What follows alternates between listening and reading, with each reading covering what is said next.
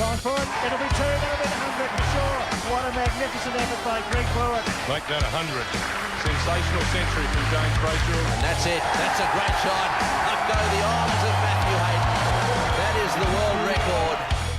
Hey everybody, welcome to a very special edition of All Over Bar the Cricket. We got Matty Hayden in India, we got Blewie in Adelaide, and we got one of my all-time favourites, Blewie. You've managed to get this man on the hook.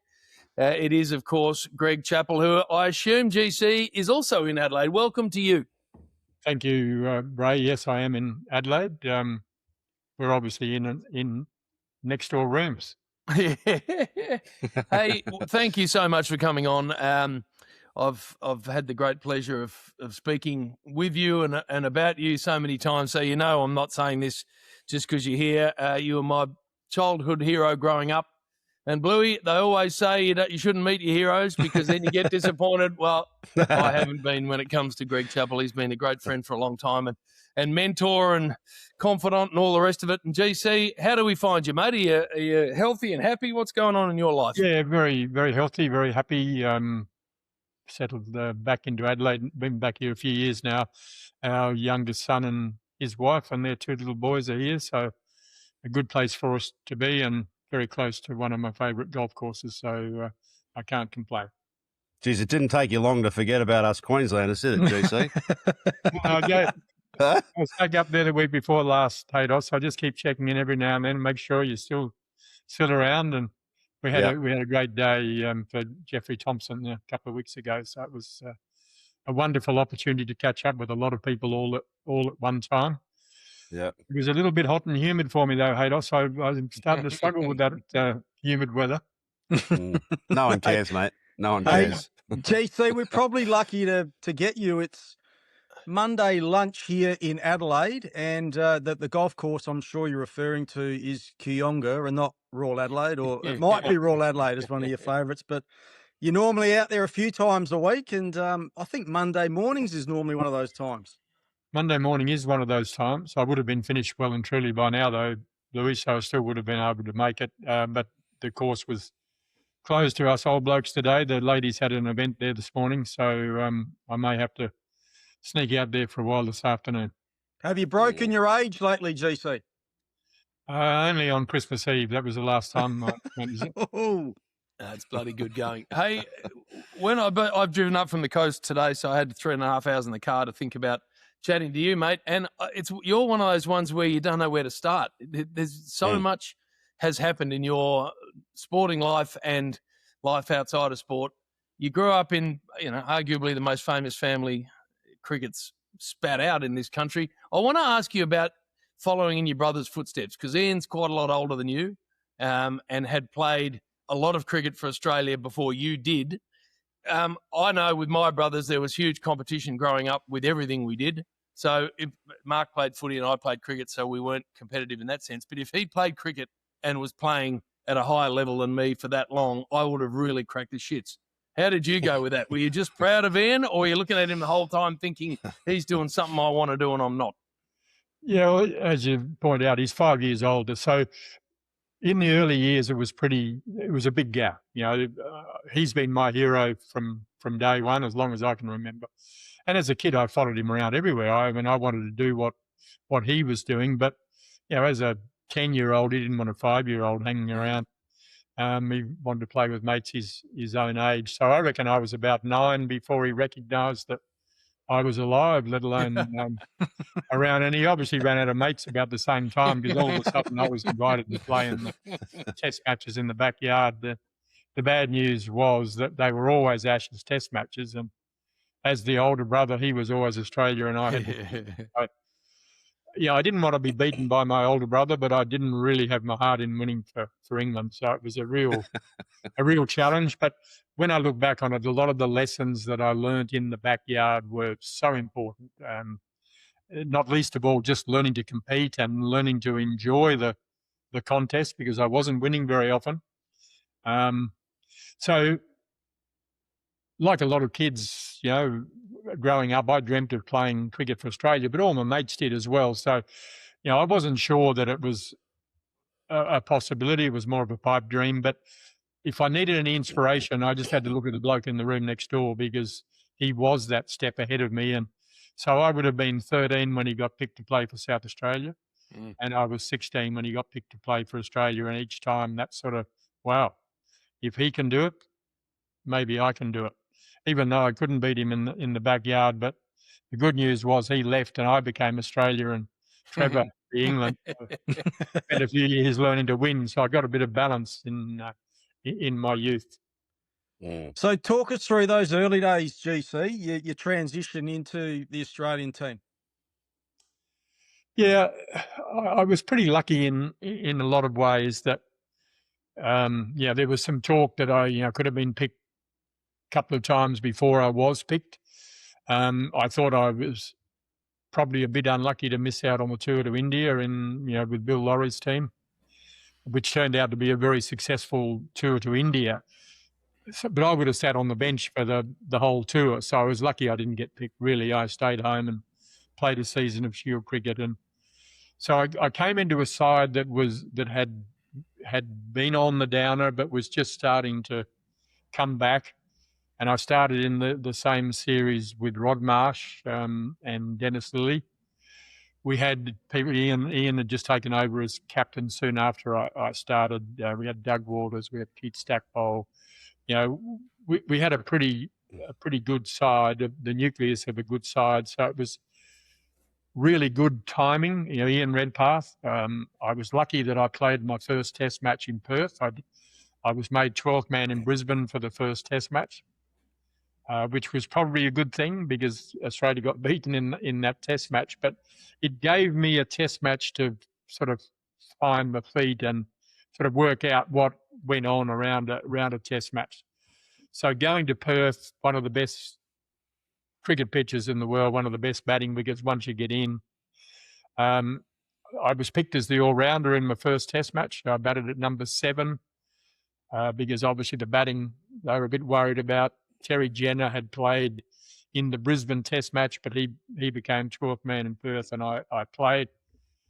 So I went in at 5 for 103. My great mate Paul Sheehan ran himself out very soon after. I mean, I still had one pad on, I think, when he just managed to run himself out. So I didn't have time to really get nervous. I didn't like batting up too early. So, I was only just getting the pads on when Timbers ran himself out. So I was pretty much straight out there. Walked out there in a bit of a fog because, all of a sudden, wow, this is a real Test match. These are real English players. And we were in a bit of strife. And they had a fella called John Snow, who was their best fast bowler of the time. Redders was not out, and we were the last specialist batsman. And Redders never answered the question, but I didn't face much bowling in the first 40-odd minutes. In fact, I didn't get off the mark for 48 minutes, I think, which didn't seem that long to me, but my friends and family who watched it was a very long time. But as I say, I sort of think Redders thought, well, I probably should take Snowy and get us through this, and then hopefully we can do something after that. So I reckon he looked after me pretty well, but I worked out after a while that there was a bit of a contest going on here, and Redders seemed to be doing all the work. I'd better get in and do a bit of the heavy lifting. So we managed to put on a couple of 100, 280, I think, or thereabouts for the 6th wicket.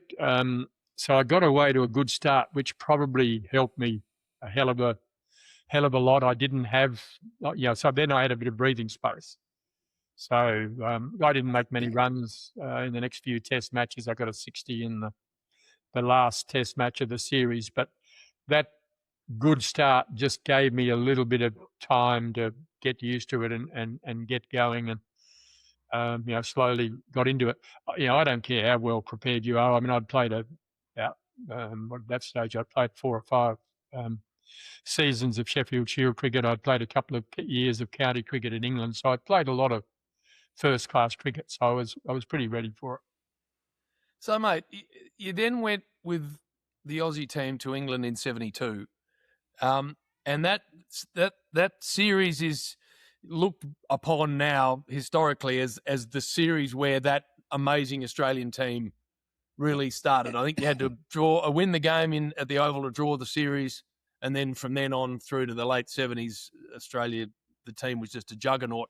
What was it about that tour and that Test series that brought that incredible team together, do you reckon? Well, I think Ian had just taken over as captain. He'd done the one Test match in the series in Australia, 70-71, and then we'd had another summer at home against the rest of the world, and he'd obviously had a chance to captain the side a few times. We'd started to find our feet. All of a sudden the batting order came into being. Dennis added a real punch to the fast bowling attack. England were a good side. They were a very experienced side, and Ray Illingworth was England captain, and a very experienced captain and a good captain. As a batter, you get a pretty good idea of the opposition captain by the fields that they set and how they set up when you first come in. And you always felt you're under pressure. He always had the fielders in the right place and did the right things. So we lost the first Test of that series at Manchester on a really green wicket. It was a very English wicket, and they had the attack and the experienced attack to use those conditions, and we struggled. We got to Lords, and Lords, I was lucky enough. I'd played a couple of times at Lords with Somerset, so I'd been there before. Bob Massey made his debut in that Test match, 17 wickets, I think, in that Test match. It was a bowler's Test match, but we managed to win a close game, and that gave us a lot of confidence. And but unfortunately, we got to Leeds for the fourth Test match, and some disease called Fusarium had attacked it's a grass disease that obviously eats grass, but it was a very clever disease because it only eaten the grass 22 yards long by 8 feet. The rest of the ground was verdant, and they picked 4 spinners. So I don't know. I'm not sure what was going on. They again had a better attack for those conditions, and again we lost in a close Test match. So we went to the Oval needing to win that Test match to even the series. And Ian said before, well, actually, Ray Steele, our manager at the team dinner before that Test match, spoke and said that, it was a really important Test match. If we went home at 2-2, it would be seen as a successful Test match, but 3-1 might not be seen as very successful, and it may well affect the careers of some of us going forward. So I think we were pretty committed. We were a very happy bunch. We got on well together. We did a lot of things together off the field as well as on the field. And I think, Ian particularly made cricket fun. It was about winning, but you had the freedom to, be yourself and play your own game. And I think people were pretty relaxed, enjoying the tour. And we were building into a good side. It was a strong bowling attack, and I don't care how good your batting is. If you haven't got a bowling attack, Test cricket's too hard. So we were building a good Test bowling attack, and it probably is still one of my favourite tours. Probably been the first tour as an Australian in England. That sort of was a boyhood dream. But it was just a terrific series, and the two teams were very competitive, but we got on well off the field, and I've still got some good mates from those days. Also making 100 at Lords in that 72 tour. One of the things I love about you, mate, is you're very reluctant to ever talk about your own playing time. You and DK I put in the same bucket, actually. You have to drag stories out of you. But where do you place that 100 in the many you made? It's one of the best that I played. Again, I think because I dreamt about it for so long of playing at Lords. You've got to remember that when we were growing up, there was no TV, so you listened to the cricket. And it's quite remarkable that, and the commentators must take a lot of the credit, but each cricket ground had its own personality that came across the radio waves. And you got a good picture. Obviously, the commentators painted good pictures, word pictures of the ground. And I had seen photographs, obviously, but I've got to say that I was never disappointed with any ground that I ever went to, because it felt like it sounded when I was a kid, listening to the cricket. And, I still remember the sounds like at the MCG, the railway, the trains going past in the background. You just got a different feel with each ground. And Lord's always had a good feel to me. The two grounds as a kid, obviously I went to Adelaide Oval a lot, so I knew that one intimately. But over the radio, the two grounds that just sounded the best were the Sydney Cricket Ground and Lord's. And I wasn't disappointed with either of them. And they're still a couple of the favourite cricket grounds because they were great cricket venues. There were always good matches there. It was always a pretty good balance between bat and ball. So it was a good contest. That was a bowler's wicket that happened to be very overcast throughout the sort of 5 days of that test match. So the bowlers had quite a bit of benefit. The fact that I'd played a couple of seasons of county cricket gave me a really good insight into batting in England. If I'd not gone to Somerset, I don't think I would have had the capacity to play an innings like that in such English conditions. And so I batted over 2 days. It started on the Friday, I think, and finished on the Saturday. And I had to work really hard. So physically and mentally, technically, it was as good an innings as I played. GC, Haydos and I, of course, played with Shane Warne, the great Shane Warne in our era, and we all know how good a player he was. But off the field, he was the rock star, I suppose, of our team. What about your era? You've mentioned some great names, but who was the guy that was your rock star? Look, I think the fast bowlers are often the rock stars. Dennis Lillee and Jeff Thompson probably were the rock stars of that era. Tomo particularly, blonde hair, beautifully athletic build and bowled seriously quick. And I think wherever you went, whenever people, whenever we arrived somewhere or you went out somewhere, there was always, they seemed to be more interested in Lillee and Thompson than anybody else. Although I do remember the first time we arrived in the Caribbean after that 72 tour. So 73, we went to the West Indies. And Tomo hadn't arrived by that stage, but Massey obviously had done extremely well in England, and Dennis had been doing well. And we got off the aeroplane, and there was no, you got off down the steps and you walked on to the tarmac before you went into the terminal. And we arrived at 1 o'clock in the morning into Jamaica. And the airport was chock-a-block. There were people everywhere.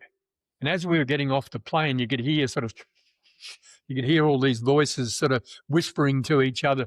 As we got closer, all you could hear was, which one's Lillee? Which one's Massey?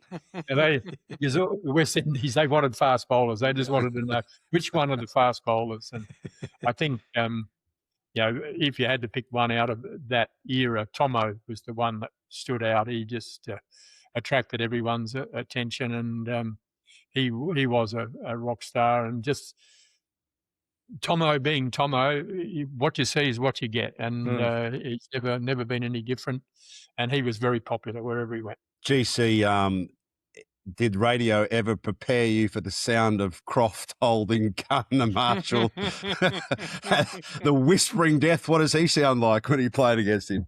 Yeah, it was interesting. I mean, no one had, I'd never envisaged that you'd be playing against a team with a fast bowling attack like that. But again, the backyard stood me in good stead because we'd worn out the back lawn. So Dad built this practice wicket on top of the back lawn, and it had a bit of a ridge at the end of it. And Ian, being 5 years older, bigger and stronger, and had a very good throwing arm. And I'm not sure that he bowled everything in the backyard. But if he needed a wicket, he could hit that ridge anytime he wanted to. And so I faced a lot of balls from sort of chest to head as a kid. And Dad always insisted we played with a hard ball to find out, so we found out what a hard ball was like, how it behaved and what it felt like. Well, as the younger brother, I got to feel what it felt like.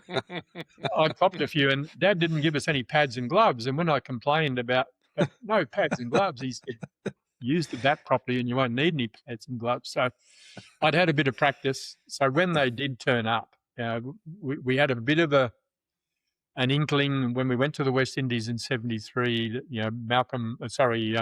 Michael Holding and Andy Roberts came onto the scene then as young fast bowlers. And then when we beat them comprehensively in Australia with Lillian Thompson mainly, but Max Walker and Gary Gilmore in the attack. Clive Lloyd, I remember talking to Rudy Webster, who was a West Indian doctor living in Melbourne at the time and who managed the West Indian team during World Series cricket. But in 75-6, when we beat the West Indies 5-1, Rudy and Clive sat down at the end of the tour and Rudy said, well, what are you going to do? And he said, I'm going to go home and find the best fast bowling attack that has ever been seen. And that's exactly what he did. And so they turned up in 77 during World Series cricket and we didn't know what hit us because the first year of World Series cricket, we weren't playing on traditional grounds. First drop-in wickets ever. The Sydney Showground drop-in wicket worked pretty well. But the drop-in wicket at Waverley in Melbourne and at Football Park in Adelaide were no good. Perth was no good. It cracked and broke up really badly. So playing these guys on those sort of wickets, and then with Joel Garner at 6'45", he went over every sight screen. He had to rewrite the software with regard to angles out of the hand and everything like that. And Michael was, as you say, whispering death. He just cruised in and let it go. And, we had our work cut out. And whilst I would love to have played my career against medium pacers and spin bowlers, I've got to say that when I look back on it, the greatest satisfaction I ever got was making runs against an attack like that because you really had to have everything working. They were bowling about 12 overs an hour. There were 4 balls an over coming through here. So even with the best will in the world, if you were facing half the balls, say they were bowling 12 an hour, so 60 overs in a day, you're getting half of them, you're getting 30 overs a day, and half of them were through here, so you're down to 15 overs a day. So about 3 overs an hour to score runs, you were never getting them quickly. So you just had to be patient, you had to be determined. And as I say, when I look back on it, I think of some of those innings with great satisfaction because it was a real test. It worked you over emotionally, physically, and in every way. Just before you go, Dos, for people listening, Greg, you're not going to comment on this, but you took over as Australian captain at the start of that famous series, 75-76, and made 200s in your first test match as captain against that exact West Indian attack, just to underscore how bloody good he was. Big Dos, go. Yeah, I had the great privilege, boys, to have lunch yesterday with Sunil Gavaskar ahead of the what as it turns out in this T20 World Cup, because I am here in Kolkata, the quarter final between the West Indies, talking of, and India. And one of our colleagues turned to Sunil and said, of that quartet of fast bowlers, take a pick of the one that you least wanted to face. And he said, interestingly, that his all-time and nastiest fast bowler was Andy Roberts. You got a similar kind of story? Absolutely. They were all good. I remember Michael Holding speaking at a function talking about speed first. Someone said, who was the fastest? And he said, look, on our day, we were all quick, and then there was Tomo. But I've always rated Dennis Lillee as the best fast bowler I played with and against. But in Test cricket, Andy, far and away. And we all, and as coaches and as cricketers generally, we've all talked about the importance of having an outswinger. Andy didn't have an outswinger. Everything was hitting middle stump. But, he was always angling in, but the odd one would just hold its line, and it was as good as an outswinger. He never bowled 2 balls the same pace. He was very clever. He had a couple of bounces. He'd let you have a look at one and think you're going all right, and then next one had come through and it'd be a bit quicker. He had the best change of pace of all, which is the quicker one. And I think, Malcolm Marshall, I think, was getting close to that. Luckily, I finished as Malcolm was coming on the scene. I think I was just about done with fast bowling by that stage. But if I had to pick, well, I'll say 3 fast bowlers: Dennis, Andy, and Tomo before he busted his shoulder. Don't worry about anyone else. So I'd take those. But then you get someone like Joel, as I say, with the bounce. And going back to that first Test match as a captain, we played on one of Clem Jones's wickets. Haydos would remember the name Clem Jones more than most, but he was Lord Mayor of Brisbane for many years and did a terrific job in revitalising or vitalising Brisbane from a big country town to the big city it is today. But he took over as groundsman at the Gabba for a couple of seasons, and he wasn't a groundsman. He's the only bloke that couldn't grow grass in Queensland. As Haydos will tell you, it's not hard to grow grass in Queensland. Clem's wickets were always mud, just rolled mud with a bit of grass clippings on them, and that wasn't a really good wicket, that one we played on in that first Test match. Hey, GC, let's talk equipment, because I haven't met a cricketer, I don't think, especially batsmen, who don't like talking about bats, and we've spoken about it a lot on this podcast already. And talk us through the grey nickel scoop, because that's what I grew up watching you using. Were you the first one to use a scoop, and if so, how did it all come about? Ian and I were the first ones to use the scoop. We were both Grey Nichols players, obviously. Grey Nichols factory was in England, and at the end of the 75 tour, it must have been, John Newbury, who was the son of the chief executive of Grey Nichols at the time, was a bat maker. And it was around the time that peripheral weighted golf clubs were starting to come on the scene. And he had this idea that if you shifted the mass across the face of the bat, you would get a bigger sweet spot.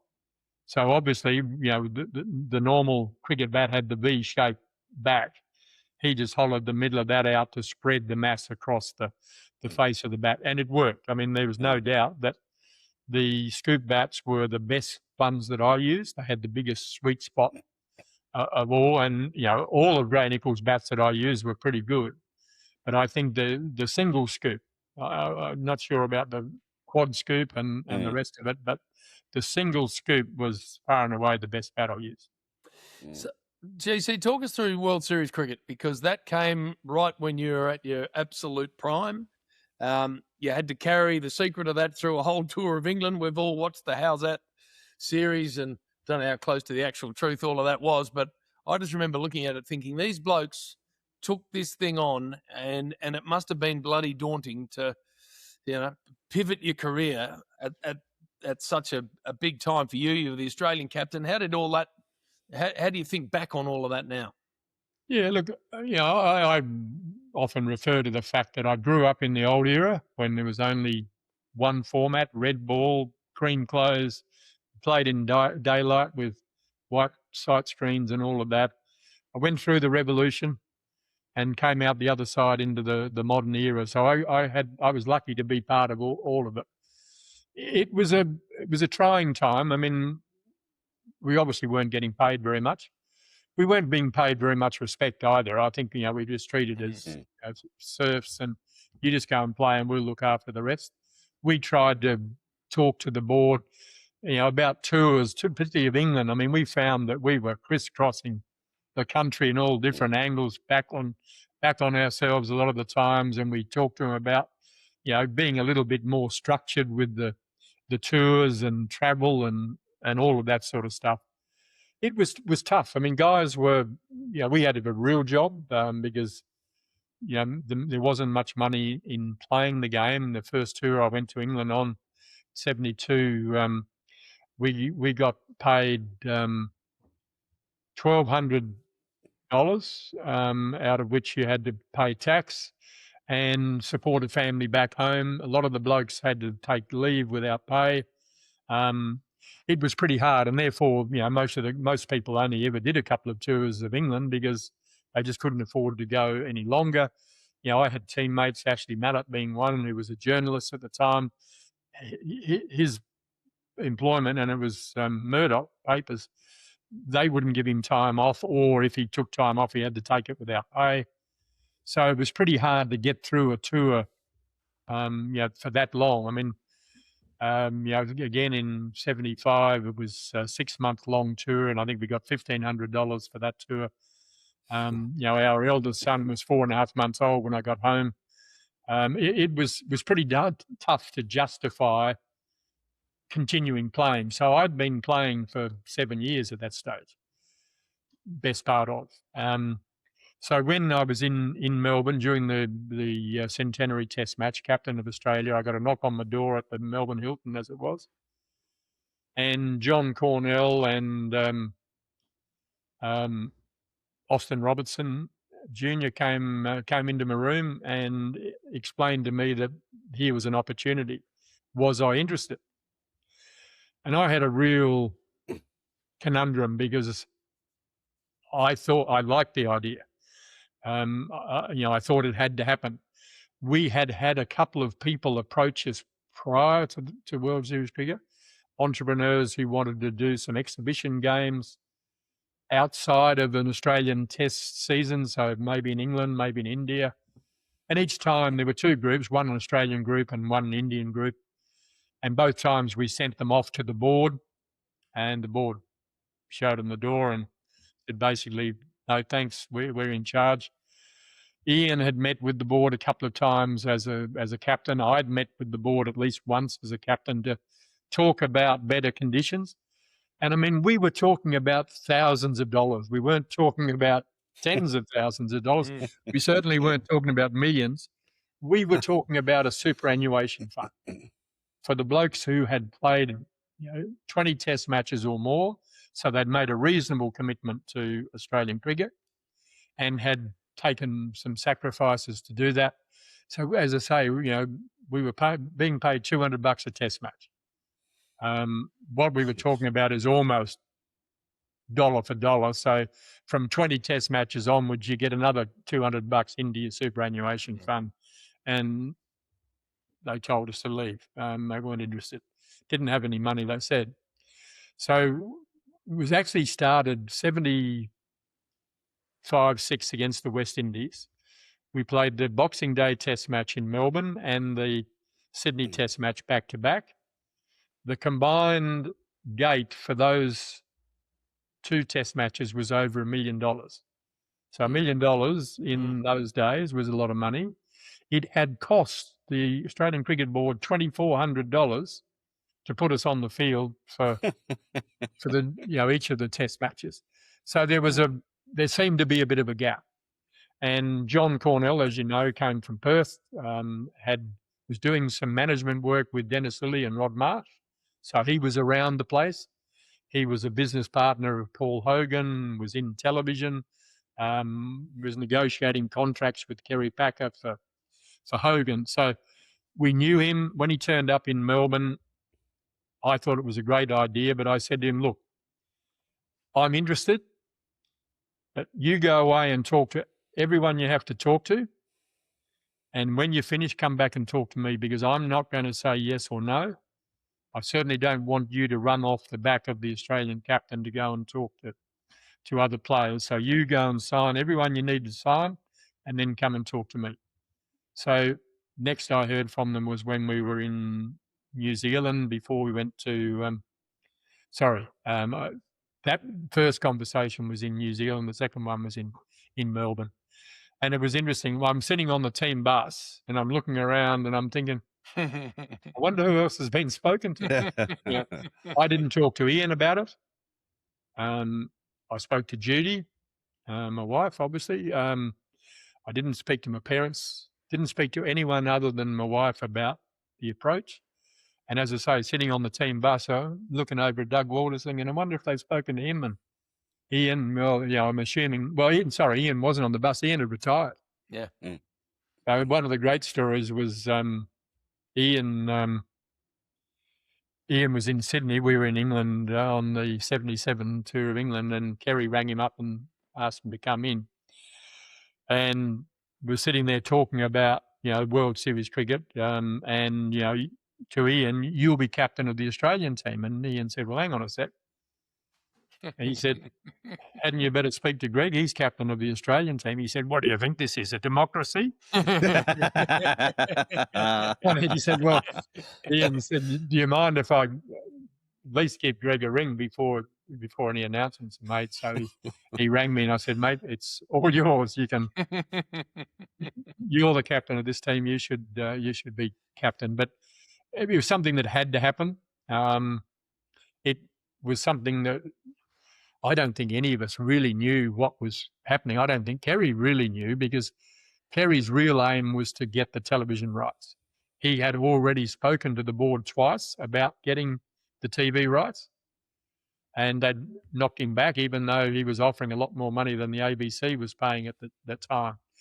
So they were hoping, I think the plan was to sign the players they needed and then go and talk to the board and say, okay, let's work this out. But the story came out in England before that had a chance, and the cricket board just slammed the lid and just banned us, and that was it. But it was probably two of the most remarkable years of my playing days.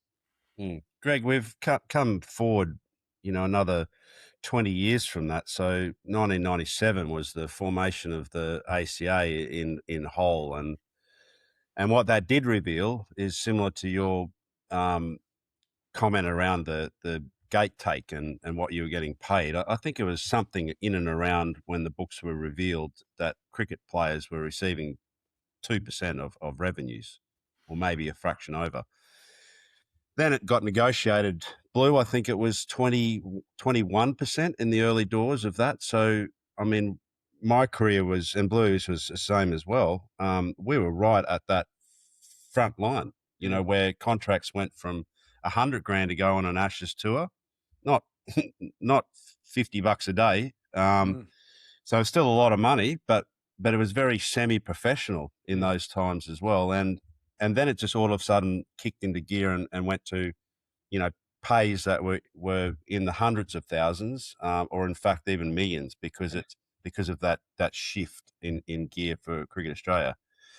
Now in 26 though, when you look at the way that the game is structured, and you look at the way that the board can't really control its players because it's got so many different employers. You were part of the first revolution of cricket, the onset of perhaps even India winning in 2007 World Cup, the T20 game, and I believe you'd probably stepped off the boat just then, right, as their coach, as they were serving up the cocktails. Yeah. So they won that World Cup, and then the Revolution 2 happened, and that's the IPL. But I'd be interested to hear your comments now as to the balance and the shift in power to player power versus the administrative power, where you get guys running and playing all sorts of franchises around the world, but strategically their priority is not as directional as what it was in certainly our day, and absolutely in your day, towards the benefit of Cricket Australia. Yeah, it's going to be it is a challenging time. It's been challenging for a number of years. And, to be an administrator in this day and age is challenging, and it is hard. As an administrator, you're a custodian of the game, in my view. But the balance has probably shifted to the players. The BCCI, the Indian Cricket Board, are probably still in control to some degree, but basically now the franchises are starting to really take control of the players, and I think a really challenging time coming up in Australian cricket with the potential sale of Big Bash. 49% of Big Bash teams. It's a lot of money to walk away from, but I think it's a slippery slope once you've gone down that path. What we're going to find, and I have no doubt, I wrote an article just a few weeks ago about what cricket will look like in 25 years' time, and I see it very differently. I see the franchises owning the players, having control of the players, and they will tell the players where they will play. So unless the administrators can keep some windows open for Test cricket, Test cricket is going to get squeezed and squeezed and squeezed until there's nothing left. Now, already Test cricket's too hard for most countries. If you don't have a domestic competition that's strong enough to develop players to play Test cricket, it is really hard to have a competitive Test team. Even the West Indies can't do it anymore. I think, England, India, Australia, South Africa to a degree. I can't believe that South Africa have managed to hang on as long as they have, because they've been assaulted in all sorts of ways. Their cricket's been assaulted in all sorts of ways with restrictions here and there. Pakistan are always going to struggle because it's a country that is just struggling. So to get competitive Test teams out of there, at least Pakistan has, through its history, produced fast bowlers. That's given them a chance. Bangladesh, I don't think, will ever have fast bowlers. Sri Lanka struggled to produce fast bowlers. How New Zealand remain competitive is unbelievable. I mean, they are the best performers pound for pound that goes around, because they must have 20 cricketers in the country that are capable of playing at that level, and yet they're competitive across all formats. And it's a great credit to them. I know how much money we spend in Australia with our development programs and our domestic cricket. So I can see the day when Test cricket will be played between 3 or 4 countries, and the rest of it will be franchise cricket. And, like soccer, football, world football, the clubs own the players and they loan them back to their countries from time to time. And I think that's where we're headed. I can't see any other way. I don't know how Australia can walk away from the sort of money that is potentially on the table. But I wish there was another way. I wish there was a way that we could manage our way around that, because I don't know that infusion of money is going to make that much difference to the Big Bash unless India let their players play. Which We're is not not going to get happen. the best players in the world. We don't even get our own best players in the Big Bash. So if we're going to do that, I can't see the Big Bash shifting. So if we're going to get the best players, does that mean Test cricket's got to shift? Where does it go? How does it survive? I'm not sure.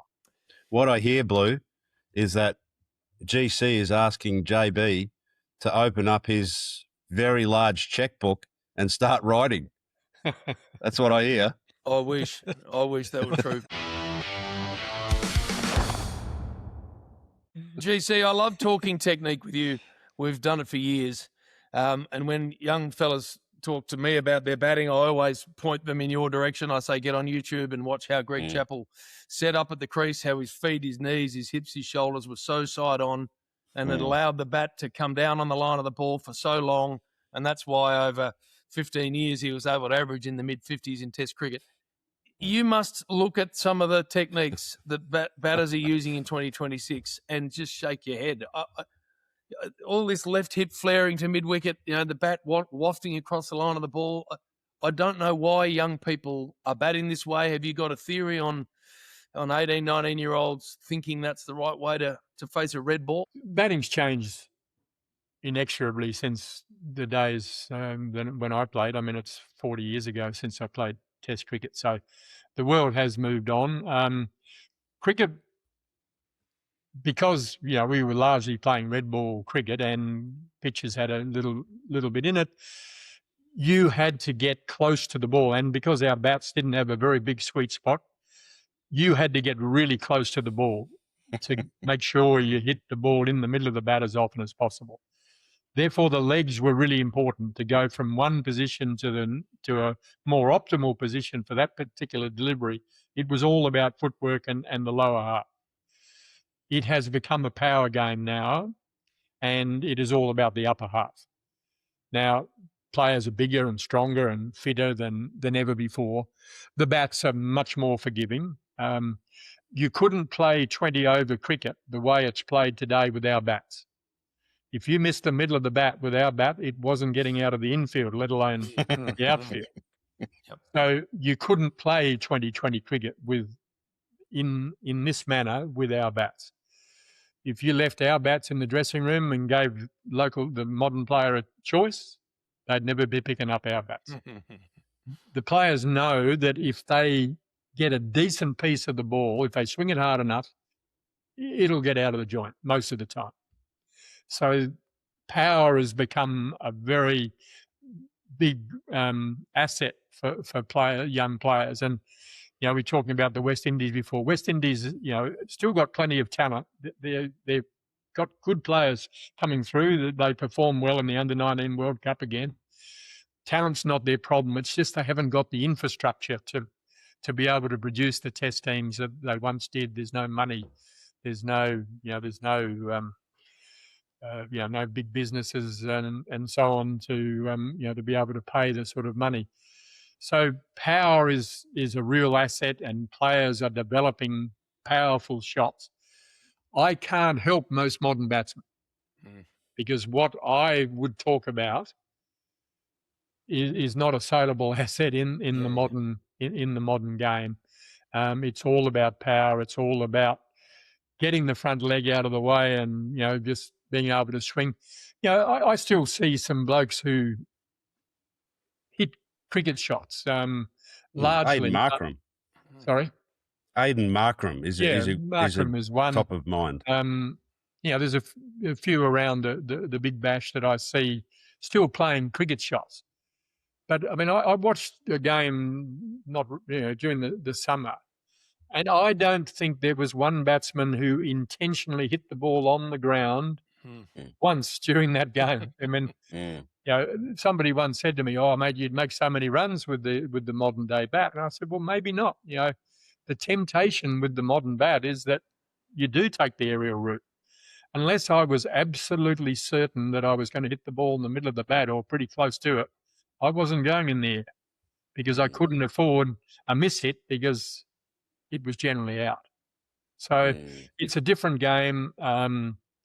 There is a lot of money to be made, and there's a lot of money to be made by playing in everything else but Test cricket.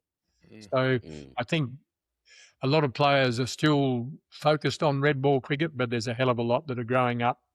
I was watching my grandson a few years ago play cricket, and all the kids on the sideline waiting to go into bat, they were practicing reverse sweeps and lap shots and bloody scoop shots. And I thought, I think the game's changed.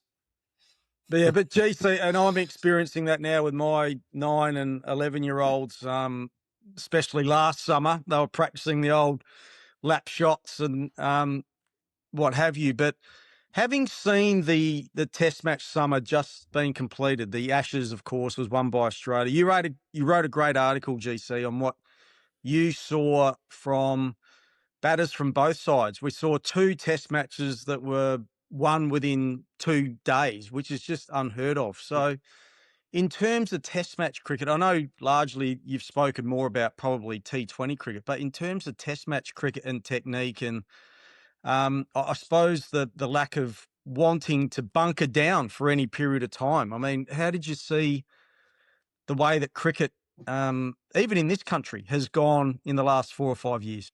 Yeah, look, cricket, I was taught from a very early age that I had a bat in my hand and a bat in my hand for one reason and one reason alone, to score runs and to keep the game moving.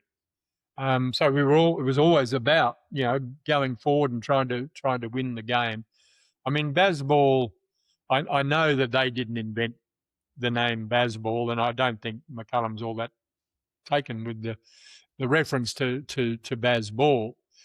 But I have no problem with players trying to get on with the game, but I think at some stage it borders on recklessness. And I think, you've got to take some responsibility. As a coach, one of the worst things that any one of my players could have ever said to me, batsmen particularly, was, when they got out, "Oh, well, that's the way I play it." Well, that's telling me that you don't want to take responsibility, that you don't recognise that today you need to bunker down and you get in there and work hard and get through the tough times, and then hopefully come out the other side and you can take toll of the bowling later on. what I saw was one side in particular, but both sides in Melbourne, particularly in the Test match there. I was there for the first day and for most of the first day, and in fact, both you and Bray, I texted at the end of the day because I left at tea time and came back to Adelaide. And from the time I left the MCG to the time I landed at the Adelaide airport, England had lost 10 wickets. And I thought, I must have missed something. And that's when I texted you blokes and said, did I miss something? It didn't seem to be doing that much. There was a little bit of tennis ball bounce. There's no doubt about a bit of up and down, but there wasn't a lot of sideways movement, I didn't think. And, I just thought that players on both sides weren't prepared to do the hard work to get through maybe that first day. It was, the pitch had a bit in it for bowling on the first day, but you would have thought that it was by the second day, middle of the second day, at least it'd start settling down. If you could get through that first day and a bit, and I'd played in plenty of test matches and I'd seen plenty of test matches growing up where the teams had to battle hard for the first day and a bit. And then it opened up and the games went 5 days. I mean, I just didn't see the commitment from the players to want to do the hard work. And that's why I wrote the article that I wrote. I thought the players were being a bit disrespectful to the format of Test cricket, that they weren't prepared to do that hard work to try and get through and come out the other side. Hey, GC, we're not going to hold you up much longer. You've been really generous with your time and we love it. Just before I let you go, you had the great pleasure of standing at second slip and first slip next to one of the great characters of Australian cricket, Rod Marsh. A decade of just talking shit out on the ground. What's your favourite memory stroke story of playing with the great man? There are many of them. I mean, and I roomed with him for a number of years as well. I got to say, the early morning wasn't a pretty time. Particularly when you're sleeping in single beds about this far apart. And you roll over, you wake up in the morning and the first sight you see is Apis' bum hanging out of the bed. So there was, I think I'm still suffering from post-traumatic stress from some of those sights early in the morning. But as for somebody, to stand alongside, to be in the same team and the same dressing room with, you couldn't have asked for a better person. I played against Rod in schoolboy cricket. We both played in a primary school's state carnival up in Brisbane. Rod would have been 13, I was 12. And I didn't play against Western Australia, but all I can remember is this fellow that looked like Dickie Nee, had a lot of hair under his hat. He was wearing shorts, and as you know, those legs are like bloody billiard table. Bit like ours, GC. Yeah, a bit of calf envy, Blue. Settle down, mate. He got our share, Blue, I think, but all I remember is just yap. And I didn't take to him very well. And then the first time I played against him in Shield cricket, he was fielding in the covers because Ross Ed was keeping, and he was picked as a batsman. And he didn't shut up in the covers either. And I really didn't take a great liking to him. It was only once I was in the same dressing room with him and realised, just how big the heart was, how committed and combative and competitive he was. I mean, we all hated losing. Rod probably hated it more than anyone else. He was a really good support for both Ian and I as captains. He was my vice captain. He wasn't Ian's vice captain, but standing alongside him, he would tell you what you needed to hear rather than what you wanted to hear. Yep. He was a really good sounding board. Probably the greatest memory was just to show the competitiveness, but the fairness that was around. We were playing in the Centenary Test. England were chasing 400 and something in the second innings. Derek Randall was 100 odd not out, about 130, I reckon. I was bowling, trying to just keep it tight at that stage. We just needed to take a bit of time out of the game, hopefully get a wicket. And I got one that nipped back between bat and pad, and there was a lot of noise. I've appealed. The umpire's given it out, and I've sort of run up. That was the wicket we really wanted. I've run up, Rod, who'd sort of dived forward to take the catch. Obviously, the bat and the pad had taken a lot of pace off it. It would normally have carried probably up here, but he had to dive forward to catch it. And I ran up and said, "You bloody beauty!" And Rod said, "It's not, but it wasn't out. It's not out." And I said, "What do you mean?" He said, "He didn't hit it." I said, "Mate, that's not our problem." And he said, "But it didn't carry." And I said, "Oh, that's our problem." And we called Derek back. But it just showed in the heat of the moment, he was still, even though he wanted to wicket as much as anybody else, he wasn't claiming one that wasn't out. Oh, I love it. I also love the story, which I've heard you tell, the aluminium bat, when you finally at tea time got Dennis to get rid of the aluminium bat and use a proper one. And he had the shits and he was about to walk out of the Wacker dressing rooms, and Rodney just turned to him and said, "You're not going to let Greg tell you what to do, are you?" And all hell broke loose. Stir the pot. There were a few moments when, that was the beauty of it. I mean, when I think back, I mean, I don't, and I do remember the on the field sort of stuff, but it's the fun we had off the field and around the cricket. We didn't always agree on all sorts of things, on or off the field. I mean, as I said, as captain, and sometimes sometimes he'd just come to me and say, "You're a bloody idiot. Why don't you should be doing this and you should be doing that." And he was generally right. I mean, no, we were very lucky, and Dennis, obviously, what a great competitor. We had a test match here in Adelaide, and it was going to be a very hot day. We were playing against New Zealand, and we had the team dinner the night before the game, and we finished at 9 o'clock.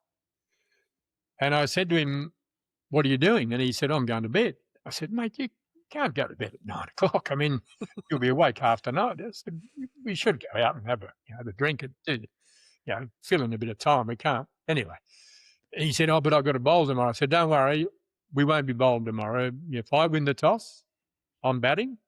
And if they win the toss, we'll be batting. So it doesn't matter. They won't want to face you on the first day of any wicket." So we gone. We didn't have an overly late night, but anyway, we come home and gone out the next day. And I never looked at a pitch closely until the day of the game. And I walked out. It was meant to be, it was going to be 42 or something. And I walked out there and I thought, "Oh, there's a little bit of green in the. It's just a big one to bat on, to bowl on." So I won the toss, and Jeff Howarth was the New Zealand captain, and so I sent him in to bat. And walked into the dressing room, and all the way walking back, I thought, Jesus, I'm going to have a bit of a problem with our fast bowler here. But I thought, well, I won't tell him a lie. I just walked in and said, "Sorry, boys, we're bowling." And that's all I said. And they obviously assumed that I'd lost the toss. So, Judy, I got away with that. But we walked out. I'm fielding at the city end. Dennis is bowling from the cathedral end. And he bowls the first ball. And as he's walking back, I look up to the scoreboard. Oh, no. I'd forgotten that they post up on the scoreboard. Australia won the toss. It was about 3 or 4 balls into the over when Dennis is walking back to bowl, and he's looked up at the scoreboard and he's turned around and he's 70, probably 60 metres away from me. And I can't repeat what he said, but "You effing so-and-so." And nobody on the ground, and it would have reverberated all around the ground. And all the teammates, "What's going on?" I said, "Don't worry about it." It worked out that I won the toss. Hey, mate, thank you so much. Well organised, Blewie. Great by you. GC, you've been a bloody legend of the game in our country, and we all can't thank you enough for everything you've done, not only as a player and a pioneer in that World Series era, but then the coaching and the selecting and all the amazing stuff you've done. So well done. Enjoy your beautiful family, and we really appreciate you coming on. For everyone listening, I know you will love that. Of course, follow us on Instagram, subscribe on YouTube, and listen to All Over Bar the Cricket wherever you get your podcast. That has been a great episode with the one and only Greg Chappell.